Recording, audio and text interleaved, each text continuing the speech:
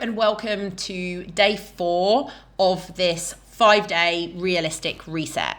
Today, what we're going to talk about is exercise, and more specifically, mobility and strength. So in this podcast episode, I am going to tell you exactly what you need to do. The links will be below.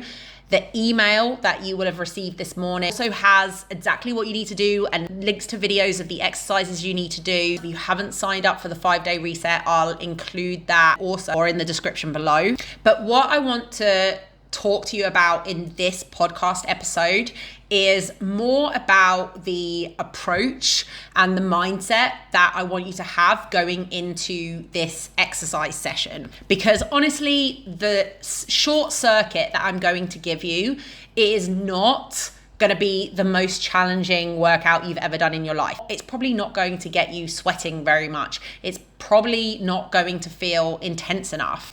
It very much depends on your level, because if you're 6 weeks postpartum and you haven't exercised until now, it might feel quite challenging. If you have never done strength training before, or it's been 10 years since you've done any strength training, it might feel really, really challenging. But if you're already very fit, or if you have a lot of experience with strength training, it's probably going to feel like much less than you think you should do. But that is not the point. Today's workout is not about doing everything perfectly or doing a program that is going to get you amazing results, right? This isn't even a program. I've not written a program for you. I've not told you what to do. This workout is just about getting back into exercise. It's just about easing back into things. And that can be true if or is what you need, whether it's been a few years since you last worked out, or whether it's just been a week, you've been on holiday, it's been Christmas, you haven't done anything, and you just need to get back into things. So today is really just about getting started, getting moving again, and just having something super simple to fall back on. So if you've listened to the previous days, one of the things that I talk about is having go-to meals, right? Having a meal plan that just has very simple basics that you can fall back on, that just completely eliminates decision fatigue. It's not about having the most perfect meal and having the most perfect meal plan set up. It's just about having simple things that you fall back on rather than falling back on the crisps and chocolates that are in the cupboard. It's the same with exercise. If you are so overloaded with decision fatigue, you don't know what to do, what exercises to do, how many sets, how many reps, just take a deep breath, let it all go, and just do this simple routine. And honestly, this routine is what I always come back to whenever I've had a break, whenever I feel a bit out of it with training and haven't done anything for a while, and I just feel like it's a bit much to think of going back into everything all at once. I just go back to this very, very simple routine to just get me into the groove of it, and then I take it from there. It's just the first step. It's not an entire training plan that's going to transform your body. And so much of learning and changing your health is about lowering expectations. It's about doing less than what you think you need. It's about letting go of a lot of the pressure and the noise to do everything perfectly and just doing something rather than nothing. We're going to talk about that more in tomorrow's episode on mindset, but for now, just keep that in mind. Okay, so first of all, just the rationale behind this. So you've got 2 parts to today's workout. One is a short mobility routine. So it's kind of like yoga. And in the email, in the description below, there's a link to a 5-minute mobility routine. And this is just a very general routine. We go into a deep squat, we go into a forward bend, we go into a downward facing dog, we go into an upward facing dog, we do some cat-cows. We do a few different exercises that just touch on every single joint. And basically the goal is to take every single joint in the body through its full range of motion. So your knee, for example, to go from being fully bent to fully straightened. Your hips, fully opening the hips up. So sitting in a deep squat, going through your hips being fully flexed to being fully extended. So when you're in the upward facing dog, we want to load and go through the full range of motion of every joint in the body. And this is a really great way of just warming the body up and preparing the body for strength training. We normally go through a bigger range of motion of each joint than we're going to do in the strength training. So just follow this along. Go to the link in the email or in the description below. Just follow this 5-minute sequence. It's very, very simple. It's about 6 exercises and 10 reps of each exercise. The other thing that it does is it goes back and forth between 2 movements. So for example, we'll do a deep squat and then we'll do a forward bend, because we're taking all of the joints in the leg through one end of their range of motion to the other end of their range of motion, and back and forth. That's a much better way of warming up the joints than just staying in static stretches, which also doesn't raise the body temperature at all. This is by far the best way of warming up, and this is what I do with most of my clients most of the time. You kill a lot of birds with one stone. You prepare yourself for strength training, you work on a bit of mobility, you work on a bit of flexibility, you warm the body up, you start getting the heart rate up. If you want to, and if it's winter like it is now, it's the 4th of January, if it's cold outside, if you go into the gym, or if you're doing this at home and you feel cold and you need to get your body temperature up a bit beforehand, you can just do 5 minutes of cardio. So if you're at the gym, get on a treadmill, get on the bike, do 5 minutes of cardio beforehand. Just get your heart rate up a bit, get your breathing rate up a bit, and get to the point where your body starts feeling warm, and then go into the mobility warm up. So we have a general cardio warm up, 5 minutes, a mobility warm up for 5 minutes, and then we go into our strength session. Then you're going to go into your strength part of it. I've given you 4 exercises. The reason why I've given you 4 exercises is because we are going to hit every major muscle group in the body. And the way that we do that is through doing 1 leg exercise, 1 pulling exercise, 1 pushing exercise, and then 1 core exercise. So if you put all of these together, you will hit every single muscle in the body. There won't be a single muscle in the body that you haven't activated. And there isn't one joint in the body that you haven't taken through at least most of its range of motion under load. The other important thing about these exercises is that they are what are called compound exercises, maybe apart from the core exercise. So I said a leg exercise, a pulling exercise, and a pushing exercise. These are all compound exercises, and what that means is that they are multi-joint exercises. It's not a bicep curl, it's not a tricep extension like a kickback, it's not a glute bridge, it's not like a hamstring curl, okay? They aren't isolation exercises, just one joint, one muscle. They are compound exercises. So they are several muscles, several joints all at once. So the squat, for example, you're hitting the hip joint, you're hitting the knee joint, and you're hitting the ankle joint. And you're using lots and lots of muscles in the body. So you're using your glute muscles in your bum, you're using every muscle in your legs, and you're also using your back muscles and your core muscles. And if you're holding a dumbbell in front of you, you're using your arm muscles a little bit, but that's kind of not the most important bit.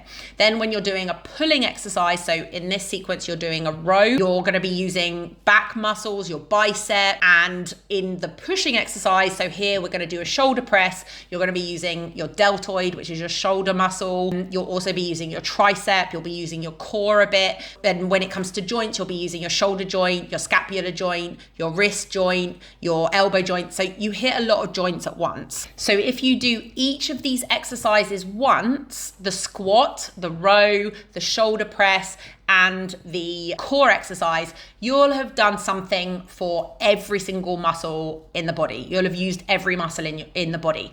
Is it the most effective training plan? No. Is it the optimized training plan for building muscle in 6 weeks? No.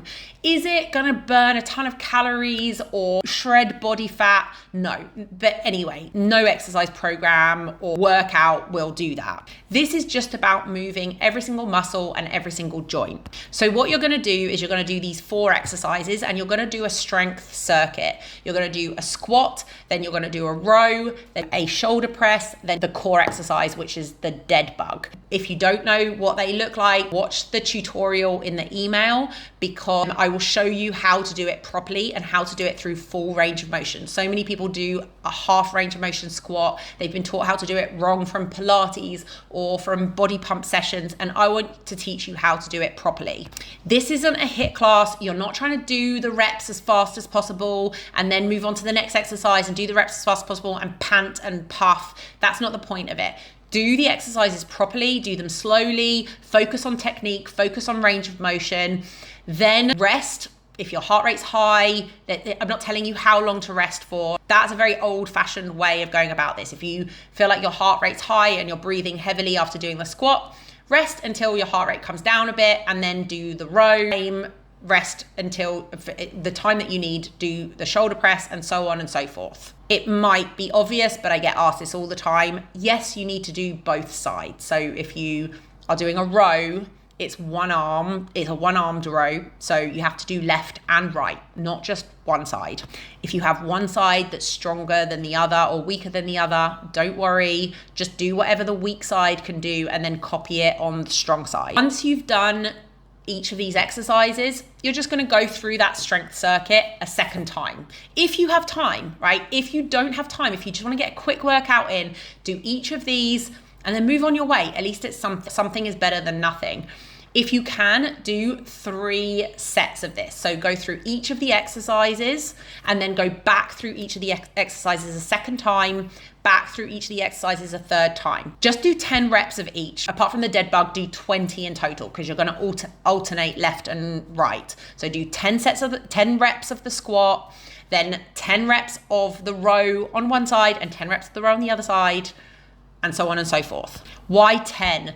No real reason. It's just, if it was only 1 or 2 reps, you probably wouldn't feel like it's enough. So it's just a comfortable rep range. If you are completely new to strength training, just do each of these exercises. I don't care how much weight you're doing it with. If it's just with a 3 kilo dumbbell, a 2 kilo dumbbell, it doesn't matter. It's just about getting started and getting moving. If you are more intermediate, if you've done a lot of strength training in the past or you're quite familiar with strength training, especially if you've only had like a week or 2 break, what you can do is from set to set is you can increase the weight. So this depends on what you were doing before the break and how tired you feel. So if you were doing 30 kilo squats before your break and you've only had a week's break, you might want to start with an empty barbell, add, go up to 25 kilos in the second set, and then in the third set, go up to 30 kilos. Or you might want to go a little bit lighter than that if you're feeling really, really tired. This is about bridging the gap between what you were doing before, doing nothing, and then back to doing something. It's not about doing exactly what you did last time. It's about getting back to close to what you did last time. I cannot write in this podcast episode, in this email, in this part of the reset, I cannot write an individualized program for every single person. Okay, you're going to have to use a little bit of your own knowledge or common sense here in figuring out how much weight is the right weight for you. You want something that is a bit challenging for the number of reps that you're doing. And that means that you can do the movement perfectly, the technique perfectly, or as best as you can, and through full range of motion. It's not about going as heavy as possible. If you try doing it, if you say, okay, 5 kilos, it's not very much, I'll do it with that, but you can't do the technique properly, get rid of some weight and just do it with no weight. You do it with 2 kilos or do it just a body weight squat. But if you're quite a seasoned strength lifter, then you might need more than that. You might need a lot more than that to really feel it. It's up to you. You have to use your own discretion. This is where strength levels from person to person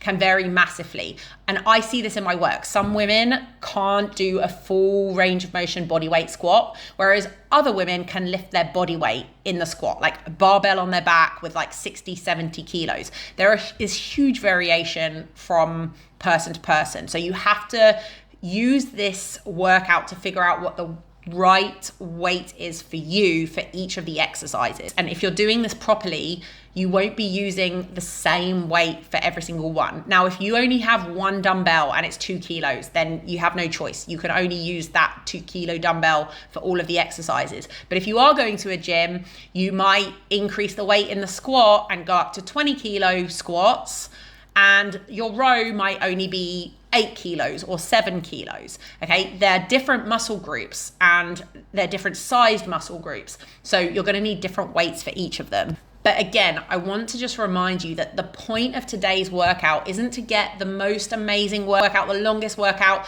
as possible. The goal of today's workout is just to get you doing something, bridging the gap back into something. And this can be a great way of doing it, whether you were training before or had no strength training before and you want to start doing something. And as I said, I come back to this basic training program if I've just got back off holiday and I'm feeling shit. I did this the other day, Tuesday morning. I had to get straight into work. I had a ton of work to do, but I knew I needed a little bit of movement. So I went and did this exact workout. I just used whatever weights felt good at the time. So I'm going to go up in weight a little bit the next set, banged it out in 20 minutes, 15 minutes maybe, and then carried on with work because I needed a little bit of movement, but I didn't have time for an hour workout because I had tons of work to do. And if I'm on holiday and want to do a little workout, I'll do something like this. One thing that I often change is that instead of doing a row, I'll do a chin up if I have access to a chin up pull-up bar. But a lot of women don't have access to a chin-up bar and a lot of women can't do chin-ups. So if that's your level, then by all means do that. It might be 1 chin-up, it might be 2 chin-ups, that's fine. If you can't do a chin-up yet, then just use the dumbbell and do a row.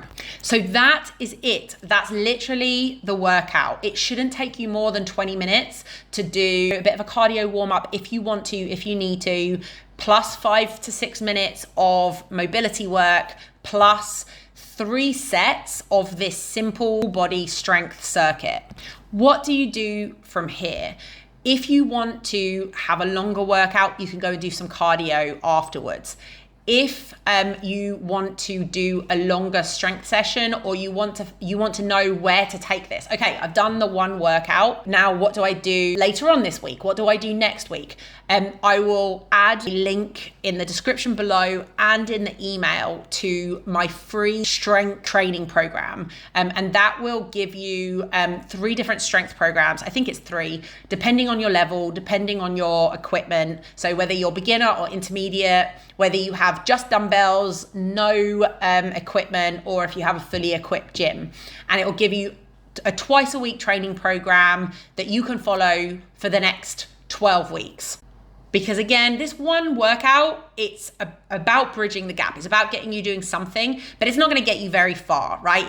If you just want something super simple and you just want to show up and just do something once or twice a week, then by all means, just do this for a little while. Get that consistency going. But if you want to know what to do and how to progress from there, I have a really great free training program that over the course of like 10 days, there's also emails with explanations on exactly how to do strength training properly. It's a really great program. It's a lot of content for free. So definitely sign up for that if that's what you want to do, if you want to know where to take this from here. And if you want to know exactly how to adapt this to you and how to get the level right for you, how much weight you should be using, what exercises you should do, if you've got injuries, if you just don't know, if you're a complete beginner to strength training, then talk to me about my online coaching program. This is what I do. This is one of the things that I do on my one-on-one online coaching fat loss program. So there's basically 3 really important parts of it. There's nutrition, training, and psychology. And when it comes to the training part of it, I write personalized programs for each individual client based on where they want to work out. So at home, in the gym, outside, what equipment they have, whether they have dumbbells at home or no equipment. I usually get them to buy an adjustable dumbbell, or whether they're going to a fully equipped gym or a CrossFit gym, or they're working out outside, and exactly what their level is, whether they've got experience lifting weights, but they haven't done it for years or months, or they're postpartum and want to get back into it, or if they have absolutely 0 experience lifting weights. I write each individual program for each individual person, also working around any injuries or limitations that you have. But if you just want to get back into it, just get back into the swing of things, get your body moving, feel a little bit better, this is the best way to start. Just keep it simple. Don't worry about optimizing everything. Just do something and then move on with your day, and then think about, what then the next step is after that. I cannot tell you how powerful this is though, because inevitably, no matter how much exercise you're doing or how much experience you have exercising, we all get to a certain point, we're not professional athletes. We don't live our entire lives in order to train in the most optimal way. So at some point, life gets in the way of training, whether it's because you've gone on holiday because of Christmas or Chagim and holidays, or because of a sick kid or whatever it is. We all end up having sometimes a week or two, or we get sick ourselves where we don't train, maybe a work trip, and then we don't train. We feel like we've gotten off track. Sometimes that 1 week turns into 2 weeks and 3 weeks. And then, if you were lifting weights before, it's like so hard to get back into it. And especially when you're tired, maybe not sleeping enough, you've got little kids to look after as well. I find that the most effective way to get my clients back into training is to lower the bar. It's to just do something super simple, not follow a complex training program, not worry about how much weight you're lifting. Just do something that feels good, tune into your body, listen to your body while doing the exercises, pick a weight that you know is gonna be fine for you. So if you were lifting weights before, maybe you do a 5 kilo dumbbell, and then you're like, okay, that was really easy. I'm gonna do a 10 kilo dumbbell next. It's about lowering the entry level, doing it, giving yourself a pat on the back for doing it, and then taking the next step if you need to and if you want to. I often call this a bridging workout. I just made that term up and it doesn't even sound that good. But in my mind, that's what I think of. I think I just need to, I don't tell myself, okay, I'm going to have an amazing workout. I'm going to work out for an hour. I'm going to do loads. I tell myself, I'm going to have a shit workout. I'm going to just go do 3 or 4 movements, bang it out, get it done, do it with really light weights, but just do it.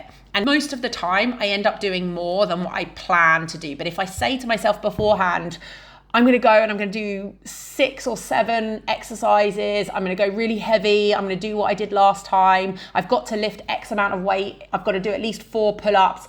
I'm just like, oh God, I just dread it so much that I don't want to do it. So lowering the bar is the most useful tool for just getting yourself back into doing something. And we're going to talk about that more with mindset tomorrow. So that's it. Go and check out the workout that's written out in the email. Go and do it. Let me know how it went, and join me tomorrow for the last day of this realistic reset, where we're going to dig a little bit more into the mindset stuff that you need to keep going on this journey.